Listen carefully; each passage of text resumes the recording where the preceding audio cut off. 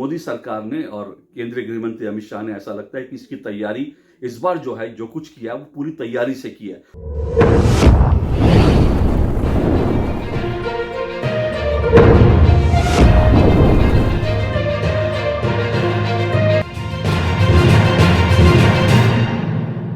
तो आखिरकार लोकसभा चुनावों के ऐलान होने से चंद रोज पहले मोदी सरकार ने एक बड़ा ऐलान करते हुए सीएए यानी नागरिकता संशोधन कानून को देश भर में लागू कर दिया।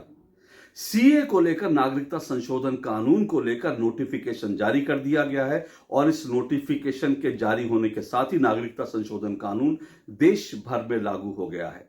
और आप अच्छी तरह से जानते होंगे ये कानून दरअसल भारत के 3 पड़ोसी देशों, 3 मुस्लिम जो देश हैं, जिसमें पाकिस्तान है, पाकिस्तान के अलावा बांग्लादेश, अफगानिस्तान, यहां जो धार्मिक रूप से उत्पीड़ित लोग हैं, जो धार्मिक रूप से जिनका उत्पीड़न किया जा रहा है, ऐसे हिंदुओं को, ईसाइयों को, सिखों को, जैन और बौद्ध लोगों को नागरिकता देने का कानून है। और बाकायदा होम मिनिस्ट्री ने इसके लिए एक वेबसाइट जारी कर दिया और इस वेबसाइट के जारी होने के साथ ही जो भी लोग हैं ऐसे जो प्रताड़ना का शिकार हैं इन तमाम देशों में, इन 3 देशों में, वो वेबसाइट पर जाकर के आवेदन कर सकते हैं, उनको नागरिकता मिल जाएगी। लेकिन ये जो सीए है, कि ये जो सीए को लेकर जिस तरह से नोटिफिकेशन जारी किया गया, उसको लेकर एक बार फिर से देश में विवाद हो गया। और ये विवाद पहली बार नहीं हो रहा, इससे पहले भी जब दरअसल सीए कानून जो है वो संसद से पारित हुआ था साल 2019 में, दिसंबर 2019 में, उसके बाद भी देश में बहुत बवाल हुआ था, विवाद हुआ था और इसको लेकर के एक फेक न्यूज फैक्ट्री चली थी। ये कहा गया था कि ये कानून नागरिकता लेने का नहीं बल्कि नागरिकता छीनने का कानून है। और ये कहने के साथ ही देश भर में सड़कों पर सीए के खिलाफ विरोध प्रदर्शन शुरू हो गया था। आपको ये भी अच्छी तरह से याद होगा, अगर याद नहीं है तो मैं आपको याद दिला दूं, इस कानून को लेकर के कांग्रेस ने, आम आदमी पार्टी ने और तमाम जो मोदी विरोधी पार्टियां हैं, उन्होंने देश भर में इसका भयंकर तरीके से विरोध किया था।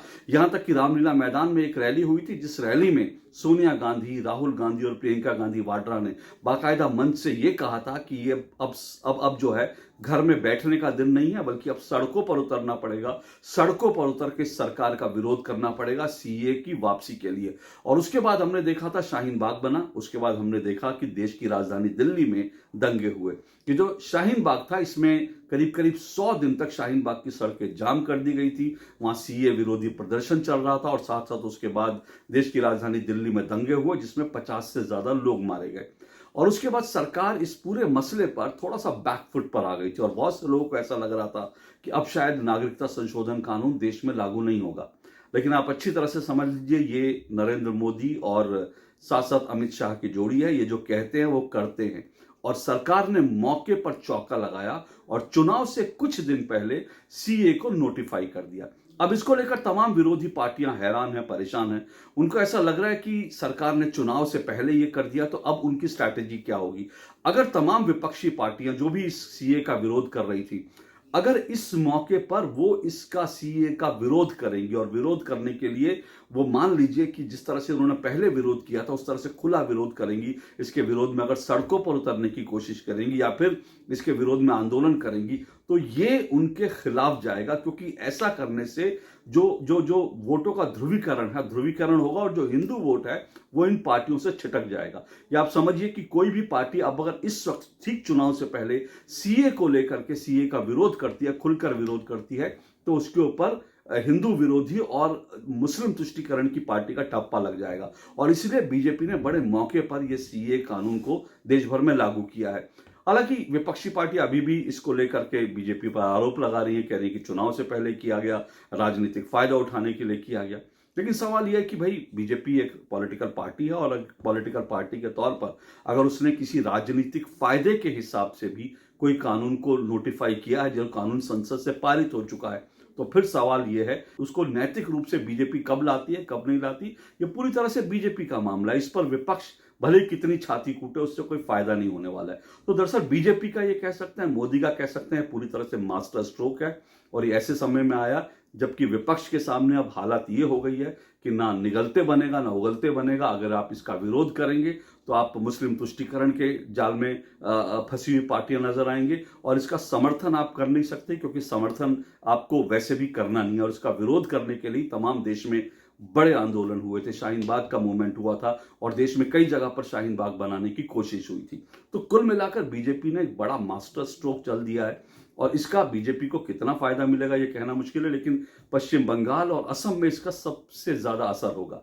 विपक्ष ये कह रहा है कि भाई ये पूरा चुनाव के समय घोषित किया गया, दूसरी तरफ विपक्ष ये भी कह रहा है कि इससे कानून व्यवस्था की स्थिति खराब हो सकती है। लेकिन मोदी सरकार ने और केंद्रीय गृह मंत्री अमित शाह ने ऐसा लगता है कि इसकी तैयारी इस बार जो है, जो कुछ किया वो पूरी तैयारी से किया है, क्योंकि पिछली बार जब मोदी सरकार नागरिकता संशोधन कानून लाई थी तो शायद उसको भी अंदाजा नहीं था कि इसका विरोध इस कदर होगा, देश नहीं बल्कि दुनिया भर में भारत को इसको लेकर बदनाम किया जाएगा और शाहीन बाग जैसा आंदोलन खड़ा हो जाएगा और उसके बाद जो है देश की राजधानी दिल्ली में दंगे हो जाएंगे। इस सब की कल्पना उस वक्त सरकार ने नहीं की थी, लेकिन इस वक्त सरकार पूरी तैयारी से सीए कानून की नोटिफिकेशन जो है इसको लेकर आई है, पूरी तैयारी के साथ आई है और पूरी तैयारी के साथ आई है। इसलिए दिल्ली में जगह जगह पर जो है अभी भी खबर आ रही है, दिल्ली में जगह जगह नाकेबंदी की गई है। जो सेंसिटिव इलाके हैं, चाहे वो ओखला हो या फिर नॉर्थ ईस्ट दिल्ली हो, वहां पर पुलिस जो है गश्त कर रही है।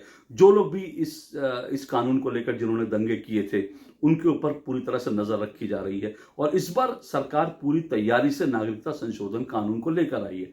कुछ लोगों को शायद अभी भी आशंका हो सकती है कि भाई इसके बावजूद क्या सरकार जो है कामयाब होगी। बिल्कुल इसमें कोई दो राय नहीं, क्योंकि ये मत भूलिए कि जो किसान आंदोलन हुआ था, किसान आंदोलन जो पहला किसान आंदोलन हुआ था वो जरूर कामयाब रहा, लेकिन अभी जो दूसरा किसान आंदोलन पार्ट 2 जो शुरू हुआ था उसको सरकार ने पूरी तरह से विफल कर दिया है। और ऐसा इसलिए क्योंकि सरकार ने पूरी तैयारी इस बार कर ली थी और सरकार ने मन बना लिया था कि किसानों को दिल्ली नहीं पहुंचने देना है और आखिरकार जो है आंदोलनकारियों को उसने दिल्ली नहीं पहुंचने दिया। ठीक इसी तरह से नागरिकता संशोधन कानून को लेकर भी सरकार ने पूरी तैयारी कर ली है। जो विपक्ष है उसकी आशंका सिर्फ इतनी है कि इसके बाद एनआरसी आ सकता है और अगर एनआरसी आया तो जो है नेशनल जो रजिस्ट्रेशन, जो सिटीजन रजिस्ट्रेशन है, अगर एनआरसी आया तो फिर जो बांग्लादेशी हैं, रोहिंग्याज हैं, जो घुसपैठी हैं, उनके लिए मुश्किल खड़ी हो सकती है। इस आशंका से विपक्ष जो है एनआरसी को जो है सीए को नहीं लाना चाहता, लेकिन फिलहाल तो सीए आ चुका है। एनआरसी आएगी नहीं आएगी ये कह नहीं सकते, अगर आएगी भी तो मोदी सरकार इसको जो 2024 के चुनाव में जो बड़ी जीत की जो प्लानिंग कर रही है उस बड़ी जीत के बाद लाएगी। इस फिलहाल तो एनआरसी की कोई आने की कोई गुंजाइश नहीं है, लेकिन फिलहाल सीए लागू होता है तो उससे ये आशंका जरूर बढ़ जाती है कि जो मुस्लिम घुसपैठिए हैं, जो रोहिंग्या हैं, जो इस तरह से भारत में आकर वोटर बने हुए हैं, खास करके असम में और जो पश्चिम बंगाल में, ये अगला निशाना हो सकते हैं। और अगर ऐसा निशाना होता है तो उसमें कुछ गलत भी नहीं, क्योंकि अगर घुसपैठिए भारत में वो एक वोटर बन के रह रहे हैं तो देर सवेर उनको भारत से जाना ही होगा। बहुत से लोग ये भी कह रहे हैं कि भाई इसमें ये पूरा जो सीए कानून है, अभी भी बहुत सारे पत्रकार ये कह रहे हैं कि सवाल यह है कि इसमें जो है सिर्फ जो है अल्पसंख्यकों की बात क्यों की गई है। ये भी कह रहे हैं कि इसमें सिर्फ हिंदू, सिख, ईसाई, बौद्ध और जैनियों की बात क्यों है, इसमें जो मुस्लिम प्रताड़ित हैं उनको भी शामिल किया जाना चाहिए। तर्क ये दिया जा रहा है कि भाई पाकिस्तान में तो मुस्लिम भी प्रताड़ित हैं, जिसमें अहमदिया हैं, जिसमें बाकी लोग भी हैं, तो उनके लिए भी जो है सिटीजनशिप अमेंडमेंट एक्ट में जो है वो धर्म को नहीं करना चाहिए, उसमें भी उनको भी सीए में जो है भारत में आकर नागरिकता लेने की छूट मिलनी चाहिए। लेकिन सवाल यह है कि 1947 में आप देश का बंटवारा करके आप जो मुस्लिम कम्युनिटी है वो ऑलरेडी 1947 में बंटवारा करके अलग देश ले चुकी है। जो लोग बंटवारे के बाद चाहे पाकिस्तान हो या बांग्लादेश चले गए, आखिर वो अब प्रताड़ित होकर भारत में वापस क्यों आना चाहते हैं? अगर उनको वास्तव में लगता है कि उनको पाकिस्तान में प्रताड़ना का शिकार होना पड़ रहा है तो फिर आपने पाकिस्तान मांगा क्यों था? आपने पाकिस्तान मांगा था, भारत का बंटवारा किया था धर्म के आधार पर, और जो जमीन आप अपनी ले चुके हैं, जिस हिस्से की जमीन आप ले चुके हैं, उसको छोड़कर आप एक बार फिर से भारत में आना चाहते हैं कि पाकिस्तान आपको प्रताड़ित कर रहा है।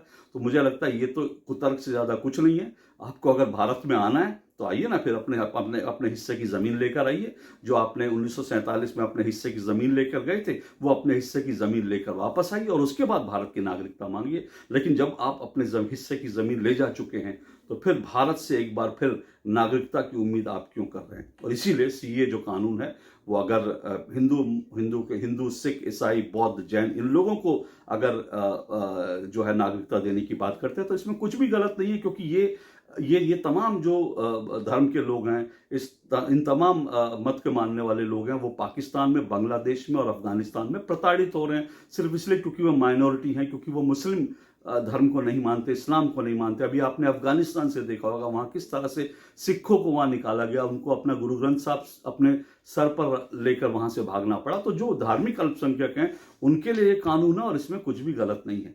राजनीति अब जरूर होगी, लेकिन मुझे लगता है कि अगर विपक्ष इस पर ज्यादा राजनीति करेगा तो वो भी विपक्ष को उल्टा भारी पड़ेगी। और इसको सीए को नोटिफाई करके, लागू करके मोदी ने अपना मास्टर स्ट्रोक चल दिया है। नरेंद्र मोदी ने अपनी एक गारंटी और पूरी कर दी है। आज के लिए इतना ही। नमस्कार।